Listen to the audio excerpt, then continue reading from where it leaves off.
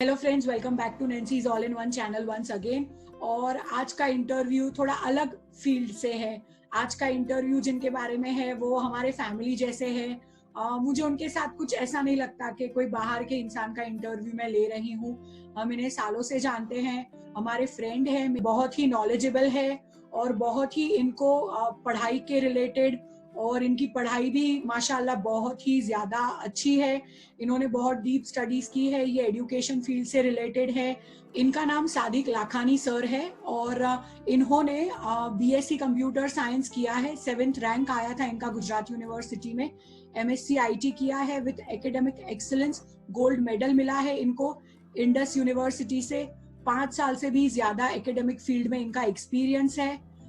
3 साल से ये assistant professor Gujarat college eight computer science department में है। इन्होंने बीएससी और एमएससी कंप्यूटर साइंस के बच्चों को पढ़ाया है। ये अभी एज अ सीनियर फैकल्टी एक सेंट्रल गवर्नमेंट सर्टिफिकेट कोर्स का जो इंस्टीट्यूट होता है वहाँ पे कंप्यूटर बेसिक्स पढ़ाते हैं। ये हाईली नॉलेजेबल है कंप्यूटर और साइंस के फील्ड में। हमारे लिए तो ये बिल्कुल बाहर के नहीं है, एकदम फैमिली है, हमारे वेल विशर हैं। मैंने सोचा कि क्यों ना अभी एजुकेशन से रिलेटेड काफी सारे इश्यूज सोसाइटी में चल रहे हैं ड्यूरिंग लॉकडाउन, तो इनसे बात की जाए, इनका इंटरव्यू लिया जाए। बेसिकली तो आउट ऑफ अहमदाबाद से हैं, लेकिन अभी कुछ सालों से ये अहमदाबाद में है। तो आइए इनको वेलकम करते हैं। Welcome Sadiq sir to Nancy's all in one channel. Thank you so much for coming on my channel. और एक ही मैसेज में मुझे हाँ बोल दिया और ये इंटरव्यू देने के लिए। Welcome to my channel sir. Thank you ma'am. और सबसे पहले तो सर आपकी पढ़ाई के बारे में कुछ बताइए। मैंने तो अपने हिसाब से इंट्रोडक्शन दे दिया, लेकिन आप अपनी पढ़ाई के बारे में कुछ बताइए सर। बेसिकली मैं एक ऐसे बैकग्राउंड से हूँ, मतलब कि जैसे एक middle class family. Then 10th में 63% अराउंड फर्स्ट क्लास आने के बाद मैं डिसाइड करता हूँ कि मुझे साइंस लेना है, मुझे आगे साइंस में करियर बनाना है। सो आसपास के फ्रेंड्स लोग मतलब ऐसा बोलते हैं कि मतलब फर्स्ट क्लास आने के बाद आप साइंस ले रहे हो, तो थोड़ा सा ऐसा लगता है कि नहीं, ये लोग क्या मुझे काबिल नहीं समझते। तो उस वक्त एक सिचुएशन ऐसी आई थी 10th के बाद, जब साइंस लिया तो एक दिमाग में ऐसा डर घुस गया था कि नहीं, मैं साइंस कर सकता हूँ, साइंस में सक्सेस हो सकता हूँ। तो और उस साथ में कुछ फैमिली प्रॉब्लम्स भी बीच में आए थे, पर्सनल इश्यूज थे। उस वजह से मतलब 11th साइंस और 12th साइंस मुश्किल से कंप्लीट किया। 12th साइंस में 2 ट्रायल देने पड़े। फिर मैंने पढ़ाई एक्चुअली छोड़ दी थी 12th साइंस के बाद। और मुझे ऐसा लगा कि मतलब मैं सिर्फ कमाई पे थोड़ा ध्यान दूं। कॉल सेंटर में जॉब मैंने स्टार्ट किया था, एजीज बीपीओ, जो अभी एसआर ग्रुप के अंडर है। 1.5 साल मैंने वहां पे काम किया था। तो अराउंड पहले 6 मंथ मुझे वहां पे सीखने में लगे कॉल सेंटर के अंदर। फिर बाकी का 1 साल वहां पे मेरा ऐसा निकला है कि मैं हर महीने या हर कंपटीशन जो होता है वहां पे ऑफिस में एम्प्लॉयज को रिकग्नाइजेशन दिए जाते हैं या अप्रिशिएशन अवार्ड्स दिए जाते हैं। तो जितने भी अवार्ड्स फंक्शंस होते हैं, हर एक में मेरा कहीं ना कहीं नाम होता था। तो 1 साल continuously top of the rank में था वहां पे। और वहां पर जब प्रमोशन की बात आई, तब मुझे पता चला कि मैंने सिर्फ 12th कंप्लीट किया है, तो मैं आगे प्रमोशन नहीं ले पा रहा हूँ। तो उस वक्त एक वापस एक झटका लगा कि नहीं, मुझे पढ़ाई ज्यादा करनी पड़ेगी। तो सिर्फ मैंने पढ़ाई कंप्लीट करने के लिए वो एजिस बीपीओ के जस्ट सामने गुजरात कॉलेज है, मैंने सिर्फ ग्रेजुएशन के लिए मैंने बीएससी ज्वाइन कर लिया वहां पे। और साथ में मेरी पार्ट टाइम जॉब स्टार्ट रखी। पहली बात तो सब जब बोलते हैं ना कि तुम ये कर सकते हो या नहीं कर सकते, तो वहीं काफी सारी उम्मीद टूट जाती है कि यार ये लोग बोल रहे हैं तो नहीं होगा, मुझसे जाने दे। काफी सारे लोग हमारा कॉन्फिडेंस हिला देते हैं। तो उसके बाद आपने सबने आपसे कहा, फिर भी आपने साइंस लिया। फिर आप जब साइंस में फर्स्ट टाइम फेल हुए तो भी आपको सुननी तो पड़ी ही होगी। बहुत मना किया था तुझे, तूने क्यों साइंस लिया, तुझे कॉमर्स आर्ट्स लेना चाहिए था। तो उसको कैसे हैंडल किया और फिर दोबारा वो ही स्ट्रीम में साइंस में जाके फिर से एग्जाम दी और पास आउट किया। Sir story. मैं 12th साइंस में फेल हुआ था, तो मैं एक्चुअली मेरे ट्यूशन के सर को मिलने गया था कि सर मैं क्या करूं। मेरे कुछ फ्रेंड्स भी है, जैसे सोहिल सर। सोहिल सर ने उस वक्त मुझे गाइड किया था, वो ओ, कॉमर्स के ट्यूशंस लेते थे। हाँ, तो उन्होंने मुझे भेजा था साहिल सर के पास, साहिर साहिल सर के दावदानी पास। जिन आप अच्छा जानते अच्छा, हैं। हाँ हाँ हाँ। तो जब मैं साहिल सर को फर्स्ट टाइम मिला था वो टाइम पे, ये बात है लगभग 2006 की। हम्म। तो उस वक्त साहिल सर और उनके ब्रदर नादिर सर, हम्म। और उन्होंने मुझे सिर्फ एक सक्सेस मंत्र दिया कि अगर तूने साइंस सिलेक्ट किया है हम्म। और तुझे अंदर से फीलिंग है कि अगर तुझे सक्सेस होना ही है, तो हम्म। उसके पीछे लग जा, कभी हार मत मानना, हम्म। वहां से कभी गिव अप मत करना जब तक तू सक्सेस नहीं हो जाता है।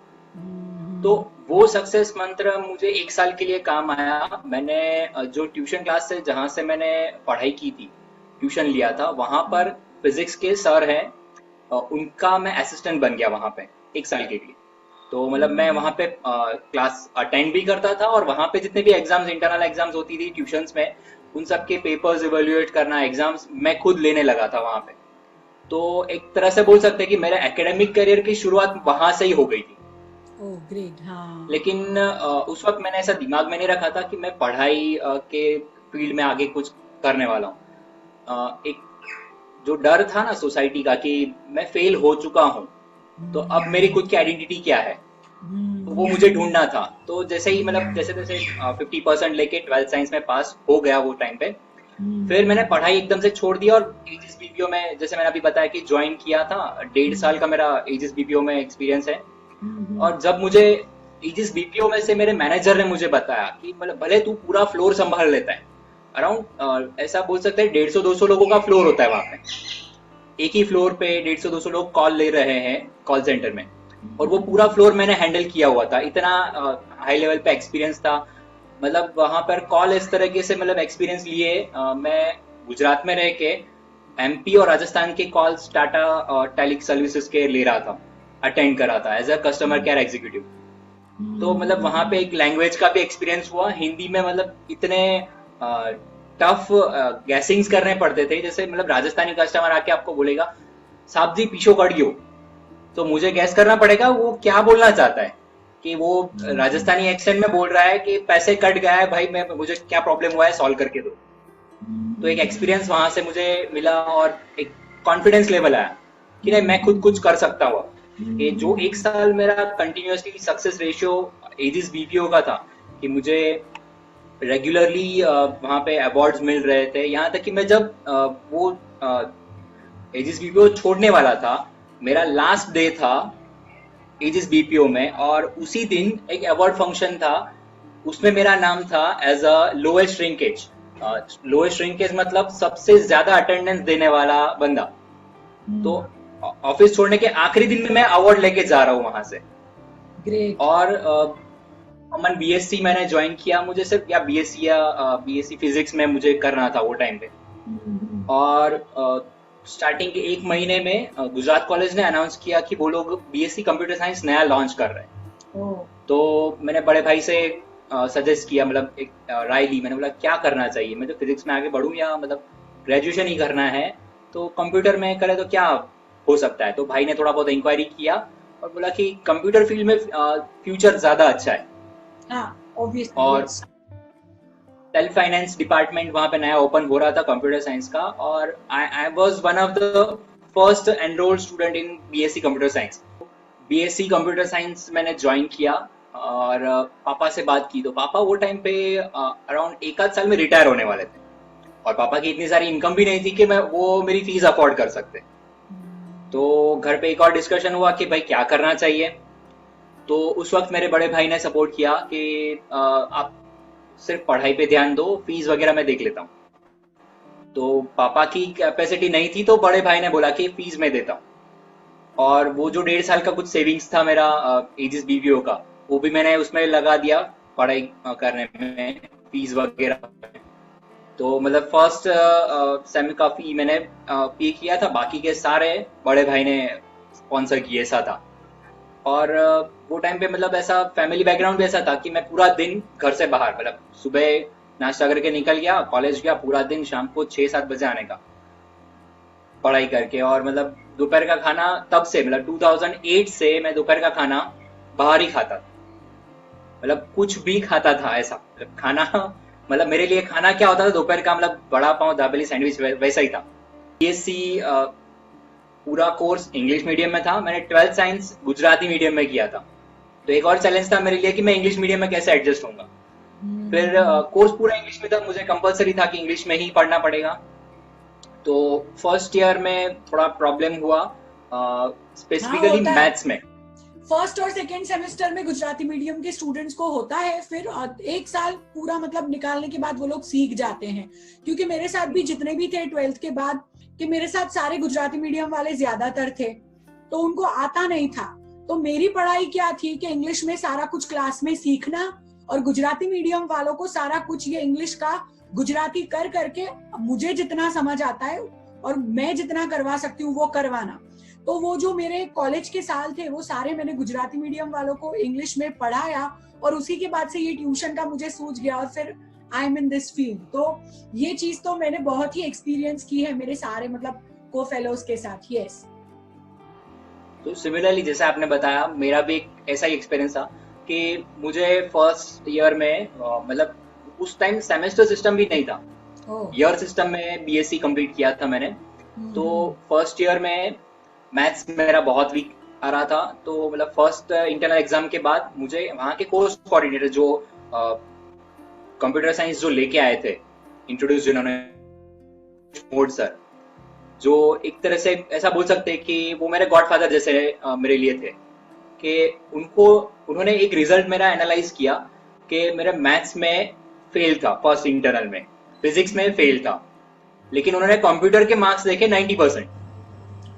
तो उन्होंने स्पेशली कैबिन में बुलाया, बोले तू खाली कंप्यूटर पढ़ेगा नहीं चलेगा, फिजिक्स और मैथ्स में भी स्कोर पास तो होना पड़ेगा ना देखो। तो मैंने को मेरा सारा प्रॉब्लम शेयर किया कि मुझे इस तरह से प्रॉब्लम हो रहा है, इंग्लिश में थोड़ा समझ में नहीं आ रहा है, मैथ्स पूरा गुजराती में पढ़ा हूँ और ये सर इंग्लिश में पढ़ाते कुछ समझ में नहीं आता है। तो उन्होंने मुझे मैथ्स और फिजिक्स के एचओडी से मिलवाया, और मेरे डाउट्स वहाँ पे सॉल्व करने के लिए स्पेशल वहाँ पे क्लासेस अरेंज करवा दिए कि आपको जब भी डाउट होगा ये सीधा एचओडी से जाके मिल सकते हो, आप अपने डाउट्स क्लियर करवा सकते हो। तो जैसे जैसे वहाँ पे सब एडजस्टमेंट हुआ, वहाँ के एचओडीज भी इतने फेमिलियर हो गए और इतने सपोर्टिव है कि उन्होंने हर तरीके से हेल्प किया मुझे। बीएससी में फर्स्ट ईयर कंप्लीट हुआ, अराउंड 57% हुए। सेकेंड ईयर थोड़ा और मेहनत किया, और जो मेरा डर था फिजिक्स और मैथ्स वो मैंने निकाल दिया, और मैंने वहां पर एक सब्सिडरी सब्जेक्ट जो था स्टैटिस्टिक्स, वो मैंने स्पेसिफिकली लिया।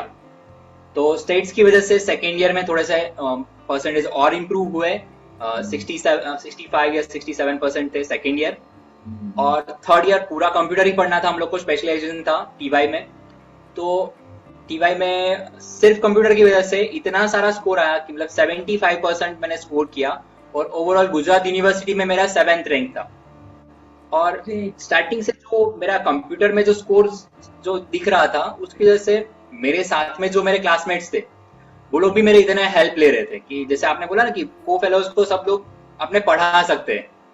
तो मेरा एक एक्सपीरियंस ऐसा था कि जब भी एग्जाम होती है, एग्जाम के 1-2 घंटे पहले हम लोग सब कॉलेज के बाहर, एग्जाम्स आफ्टरनून में होती थी, मैं सुबह से जाती थी क्योंकि मुझे कितने सारे लोगों के डाउट सॉल्व करने हैं, सबको समझाना है, सबको पढ़ाना है, और वो सारे डिस्कशन से ही मेरी पढ़ाई हो जाती थी। तो 2 घंटे की जो पढ़ाई एग्जाम के पहले की थी, उसकी वजह से मेरे जो कुछ क्लासमेट्स थे एकदम पुअर, जो मुश्किल से पास होने वाले थे, वो लोग फर्स्ट क्लास लेवल पे आ गए। तो वो चीज वहां पे थोड़ी रिकग्नाइज हुई मुझे कि मैं टीचर्स जो क्लास में पढ़ाते हैं उससे ज्यादा मैं अपने फ्रेंड्स को अगर मैं एक्सप्लेन कर सकता हूँ अच्छे से, तो मैं भी पढ़ा सकता हूँ। तो फिर भी लेकिन बीएससी जब कंप्लीट हुआ तो मेरे दिमाग में अभी तक लाइन क्लियर नहीं थी कि मैं कंपनी में जॉब करूंगा या मुझे और पढ़ाई करनी है या मुझे टीचिंग में जाना है, ऐसा कुछ क्लियर नहीं था। मेरा 7th रैंक आ गया था, मैं रिजल्ट लेने गया था कॉलेज में, और रिजल्ट लेके बाहर आके पापा को फोन कर रहा हूँ कि पापा 7th रैंक है मेरा गुजरात यूनिवर्सिटी में, बहुत प्राउड मोमेंट है, अभी क्या करना है। तो पापा मुझे 2 सवाल पूछ रहे कि तुझे जॉब मिल रही है अभी? मैंने बोला वो तो टफ है। उस वक्त 2012 में एकदम से फ्रेशर्स को जॉब मिलना इतना इजी नहीं था, और वो भी बैचलर्स को तो बहुत कम, क्योंकि आईटी फील्ड में अगर जॉब लेनी है तो मास्टर्स कम से कम रिक्वायरमेंट थी। और तो बोला अब तूने इतना स्कोर किया है, थोड़ा और पढ़ ले अगर तुझे पढ़ना है तो सामने मैंने काउंटर क्वेश्चन खाली इतना ही था, पापा फीस का क्या करेंगे? अभी तक तो भाई सपोर्ट कर रहा था, भाई की भी थोड़ी लिमिट होती है, उसको भी अपना करियर आगे बढ़ाना है, उसको भी सेटल होना है। तो अपना डीसीबी बैंक में से मैंने एजुकेशन लोन लिया अपने खुद के बलबूते पर, खुद फीस अरेंज की, मतलब 2 साल इंडस यूनिवर्सिटी में मैंने एडमिशन लिया, खुद पढ़ाई की। लेकिन वहां पे मुझे एक एक्सपीरियंस इतना अच्छा हुआ कि इंडस यूनिवर्सिटी में फैकल्टीज वहां पे भी इतने सपोर्टिव थे कि अगर मैंने सिर्फ क्लासेस में जो अटेंड किया है वही मुझे एंड तक याद रहता है। और वहां पर फर्स्ट ईयर में 2013 जब कंप्लीट हुआ, और उसी का ओवरऑल स्कोर जो मेरा था उसके बेस के ऊपर मेरा एकेडमिक एक्सीलेंस गोल्ड मेडल वहां पे फाइनल हो गया था। और जो फर्स्ट फंक्शन इंडस यूनिवर्सिटी का जो एक फंक्शन हुआ था, उसके अंदर इसरो के डायरेक्टर खुद वहां पे एज ए चीफ गेस्ट आए थे, और उनके हाथों से मुझे गोल्ड मेडल रिसीव करना था। अब मीनवाइल जब फाइनल ईयर चल रहा था मेरा मास्टर्स का, फाइनल ईयर में लास्ट 6 मंथ हम लोग को इंडस्ट्रियल ट्रेनिंग होती है, तो इंडस्ट्रियल ट्रेनिंग चल रही थी, और जो मेरे बीएससी के एचओडी थे राजेश मोड सर, उनका कॉल आता है कि भाई हमें एक फैकल्टी की जरूरत है, तू कुछ पढ़ा सकता है? तो मैंने बोला अभी मैं ट्रेनिंग में हूं, मैं कैसे पढ़ाऊंगा? तो बोले वो तू मेरे पे छोड़ दे, तेरे को पढ़ाना है तो कॉलेज पे ये टाइम पे आ जा। अब सैटरडे को मुझे उन्होंने बुलाया, और मुझे ऐसा लगा कि मतलब कुछ इंटरव्यू जैसा होगा, कुछ पूछेंगे क्वालिफिकेशन वगैरह का, फ्यूचर का पूछेंगे। अब मैं जब गुजरात कॉलेज में वापस एंटर कर रहा हूँ तो मुझे सीधा क्लासरूम में लैब में ही भेज दिया, और वहां के जो फाइनल ईयर स्टूडेंट्स थे जो मेरे 2 साल जूनियर थे, जिन लोग को मैं जानता था ऑलरेडी, सर सब लोगों को, और बोला कि आपके फाइनल ईयर प्रोजेक्ट के फैकल्टी सादिक सर है। तो वहां से मुझे ऐसा लगा कि नहीं, ये एक फील्ड ऐसा है जहां पे मेरी वैल्यू है, एक रेपुटेशन बना सकते हैं सोसाइटी में, एक इज्जतदार लेवल मिल सकता है कि एक फैकल्टी है। तो वहां से वो चीज मैंने कंटिन्यू की, मतलब जैसे इंडस्ट्रियल ट्रेनिंग खत्म हुई, वापस से सर का फोन आया कि पार्ट टाइम अच्छा पढ़ाता था, सिर्फ भले प्रोजेक्ट में हैंडल किए, तो अगर तुझे कंटिन्यू करना है तो ज्वाइन कर सकता है। तो मैंने उसी वक्त डिसीजन लिया कि नहीं, ये मेरा करियर हो सकता है। उस वक्त मेरा पेमेंट मैंने 10,000 से स्टार्ट किया था 2014 में, और मुझे मार्केट वैल्यू पता थी कि कहीं पे भी फ्रेशर्स एज ए ज्वाइन करूंगा मुझे 8-10 हजार से ज्यादा नहीं मिलने वाले। लेकिन अगर मैं इंडस्ट्रियल में कंपनी में अप्लाई करता तो मुझे इतना ये भी आइडिया था कि मैं 6 महीने बाद मैं जंप कर सकता हूँ, 25,000 30,000 में एक्सपेक्ट कर सकता हूँ। लेकिन अगर एकेडमिक में कंटिन्यू करूंगा तो मुझे जंप करने के लिए टाइम लगेगा। तो गुजरात कॉलेज का जो 3 साल का एक्सपीरियंस है, उसमें मैं कंटिन्यूसली ये ट्राई कर रहा था कि अगर मुझे जंप नहीं मिल रहा है तो मैं गवर्नमेंट प्रोफेसर बनने के लिए एग्जाम ट्राई कर रहा था। तो मैंने ट्राई किया स्लाइट, गुजरात लेवल पे अगर प्रोफेसर बनना है तो स्लाइट का एग्जाम होता है। तो मैंने एग्जाम के फॉर्म भरने के लिए ओपन किया, तो मैं क्या देख रहा हूँ कि गुजरात लेवल में मेरा सब्जेक्ट ही नहीं है। तो अब क्या करना पड़ेगा? तो चेक किया, एक सीनियर फैकल्टी को पूछा कंप्यूटर में, जो रोल वाला कंप्यूटर सेंटर है गुजरात यूनिवर्सिटी में, वहां के हेड मेरे डायरेक्टली कांटेक्ट में थे। तो उनको मैंने पूछा कि, और वो खुद पीएचडी के गाइड भी है, तो मैंने पूछा सर क्या करना चाहिए आगे, मुझे पीएचडी करना है या प्रोफेसर बनना है तो क्या करना है? तो बोले गुजरात लेवल पे आपको ये एग्जाम नहीं मिलेगा, नेशनल लेवल एग्जाम दो। तो पूरे इंडिया लेवल का एक एग्जाम होता है नेट, नेशनल एलिजिबिलिटी टेस्ट, वो मैंने अपीयर किया, फर्स्ट अटेम्प्ट मेरा, और रिजल्ट आ रहा है और मैं सिर्फ 5 या 10 मार्क्स से छूट जाता हूँ। अब उसमें ये नेशनल एलिजिबिलिटी टेस्ट में कभी पास फेल नहीं होता है, जितने भी लोग अटेम्प्ट करते हैं उसमें से पूरे इंडिया लेवल में से वो लोग 5 to 10 लोगों को वो लोग अप्रूवल देते हैं कि वो लोग आगे पीएचडी में फेलोशिप या स्कॉलरशिप लेके आगे as a assistant professor join कर सकते हैं। तो एक और लेवल मैंने मुझे ऐसा लगा कि मैंने इंडिया लेवल पे मैंने कम्पीट किया है और सिर्फ 5-10 मार्क्स से अगर मैं रह जाता हूँ इंडिया लेवल पे टॉप 10 या टॉप 15 में आने से, तो कुछ और कर सकता हूँ और ज्यादा। गुजरात कॉलेज के रेफरेंस से ही मुझे ये सेकेंड जॉब ऑफर हुआ। वहाँ के जो गुजरात कॉलेज के एक एचओडी थे उन्होंने मुझे फोन किया कि एक सेंट्रल गवर्नमेंट के थ्रू एक सर्टिफिकेशन कोर्स चल रहा है जिसमें फैकल्टी की जरूरत है अगर तुझे अप्लाई करना हो तो उस वक्त मैंने वो सब प्रोफाइल वगैरह चेक किया, मैंने ऐसे ही अप्लाई किया कि जब तक कुछ और नहीं होता है तब तक कुछ और यहाँ पे ज्वाइन कर लेते हैं। तो 2018 में जनवरी में मैंने ये ज्वाइन किया जुहापुरा में। कंप्यूटर डिप्लोमा कोर्स था उस वक्त, और अभी लॉकडाउन खत्म होते होते उसी कोर्स को, 1 साल का जो कंप्यूटर डिप्लोमा कोर्स है उस कोर्स को सेंट्रल गवर्नमेंट के तरफ से अभी certification course for skills development level 4 recognise किया। तो जो सर्टिफिकेट है वो भी एक लेवल ऊपर चला गया है। एक बेसिक कंप्यूटर एजुकेशन देके उन लोग का स्किल्स डेवलपमेंट करके वहां पे स्किल्स, इस तरीके की स्किल्स जैसे कि टैली, सी लैंग्वेज, बेसिक ग्राफिक डिजाइनिंग जिसमें फोटोशॉप, कोरल ड्रॉ कंप्लीट होता है, वेब डिजाइनिंग और एमएस ऑफिस, ये सारे सब्जेक्ट्स मैं उन लोग को पढ़ाता हूँ। और 1 साल का ये कोर्स करके अभी तक जो स्टूडेंट्स पास आउट हुए हैं, बहुत सारे लोग बच्चों ने वहाँ पे ग्राफिक डिजाइनर के तौर पे ज्वाइन कर लिया है। कुछ न्यूज़पेपर्स में एडिटर के तौर पे ज्वाइन कर चुके हैं एज अ डिजाइनर। तो अभी एक ऐसा वैल्यू वहां पे मिला कि अगर गुजरात कॉलेज में मुझे आगे नहीं बढ़ पा रहा था तो यहाँ पर जहाँ पे मेरी जरूरत है वहां पे मुझे एक रास्ता मिला कि ऐसे बच्चों को मैं पढ़ाऊं कि जिन लोग को सच में मेरी जरूरत है।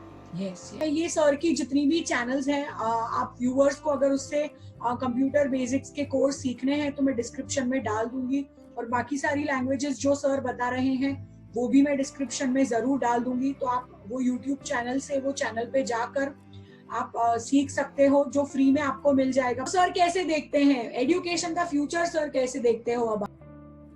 यस, अभी जो न्यू शिक्षण नीति सेंट्रल गवर्नमेंट से जो पब्लिश हुई है, मैंने उसको डिटेल में स्टडी भी किया कि कौन से स्टैंडर्ड को वो लोग कितने आवर्स पढ़ाने वाले हैं।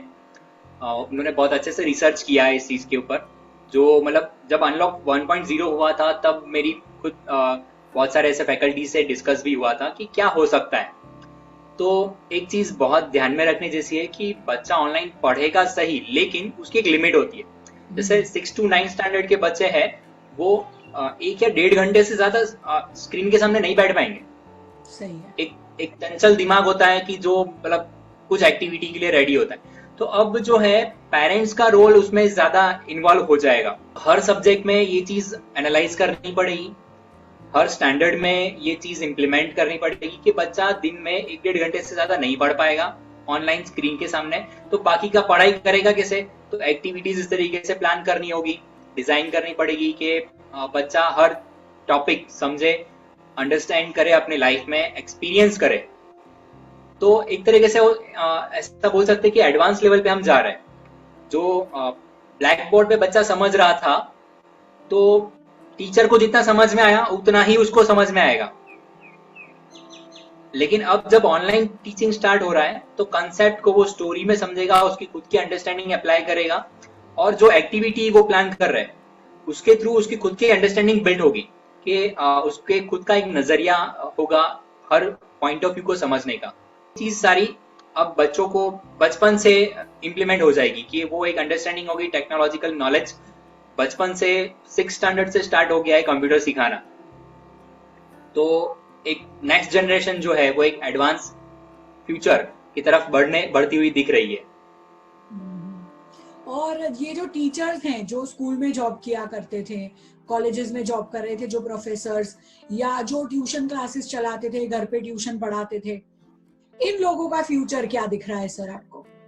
तो सिर्फ एक बेसिक ट्रेनिंग की जरूरत है और हर टीचर वो स्किल डेवलप कर सकता है कि वो नेक्स्ट जनरेशन को वो एडवांस टेक्नोलॉजी सिखा पाएगा, उसमें कोई डाउट नहीं है। वो सारे एक लेवल अप हो रहे हैं, थोड़ा ना उनको सिर्फ स्ट्रगल सिलेबस के। करना पड़ रहा है लेकिन लेवल अप हो रहे हैं, ट्राई कर रहे हैं, यस, सब चेंज को एक्सेप्ट कर रहे हैं। ये इट्स अ न्यू नॉर्मल। हाँ, it's a new normal, yes. और कुछ भी सर आप इस टाइम पर पेरेंट्स को, बच्चों को, टीचर्स को, किसी को भी आप कुछ बोलना चाहें through Nancy's all in one channel, तो प्लीज सर। सो जैसे मैंने पहले अभी मेरा एनालिसिस एक्सप्लेन किया कि अब टीचर्स के अलावा पेरेंट्स जो है, हर बच्चे का जो एजुकेशन है उसमें बहुत की रोल प्ले करने वाले हैं कि उनको पहले जो जो भी हर पेरेंट्स स्कूल एक्टिविटी भेज में। दिया बच्चों को बैग भर के, फिर आए तो ट्यूशन भेज दिया, अब वो नहीं होगा। पेरेंट्स को इन्वॉल्व होना पड़ेगा, उनको सीख के भी सिखाना पड़ेगा। अब वो टीचर्स के ऊपर यस, इतना रिलाई नहीं रह सकते। ट्यूशन क्लासेस के ऊपर भी अगर डिपेंड हो रहे हैं तो ट्यूशन क्लास वाला भी इसी मेथड को फॉलो करने वाला है, क्योंकि हाँ। वो ऑनलाइन पढ़ा रहा है। तो हाँ, उसको भी पेरेंट्स को टास्क देना पड़ेगा कि आपको इतना फॉलोअप लेना है, इतना कंटेंट आपको समझाना है, उसको डिलीवर करना है, ओरल क्वेश्चंस उसको देने पड़ेंगे। तो पेरेंट्स का रोल एकदम की अब हो जाएगा हो कि गया। जो हाँ, बच्चा डेवलप हो रहा है, सो पेरेंट्स के पास अगर नॉलेज होगा तो ही बच्चा आगे बढ़ पाएगा। तो अब तो पेरेंट्स को सब कुछ करना है और काफी सारा कुछ मैनेज करना है। तो एजुकेशन फील्ड अब आगे ऐसे देखने जाए तो अपडेट भी हो रही है, और अभी के टाइम पे पेरेंट्स और बच्चों के लिए थोड़ी कॉम्प्लिकेट भी हो गई है। टीचर्स को अभी थोड़ी स्ट्रगल भी हो रही है, और फाइनेंशियली भी उनको थोड़ा प्रॉब्लम मतलब फेस करना पड़ रहा है, जो पर्सनल ट्यूशन क्लासेस वाले हैं या जो प्राइवेट स्कूल में जॉब्स करते थे। तो ये एक बहुत ही इम्पोर्टेंट और बहुत ही मतलब एजुकेशन फील्ड से रिलेटेड इंटरव्यू व्यूअर्स हम आपके सामने लाने की कोशिश कर रहे हैं। A big thank you to Sadiq sir. उनकी स्ट्रगल स्टोरी उन्होंने पहली बार शेयर की, जो हमें हम उनके साथ इतने साल से कांटेक्ट में है फिर भी हमें नहीं पता थी। जो एक बहुत ही इंस्पायरिंग और बहुत ही मतलब सीखने जैसी बात है कि हार नहीं माननी चाहिए। और उसके बाद वो ये लेवल पे पहुंचे हैं, और प्लस अभी के जो भी प्रॉब्लम्स है उनके बारे में भी उन्होंने बताया। बहुत ही अच्छा इंटरव्यू रहा। A big thank you to Sadik sir for coming on Nancy's All in One channel and giving the interview and sharing everything with all of us.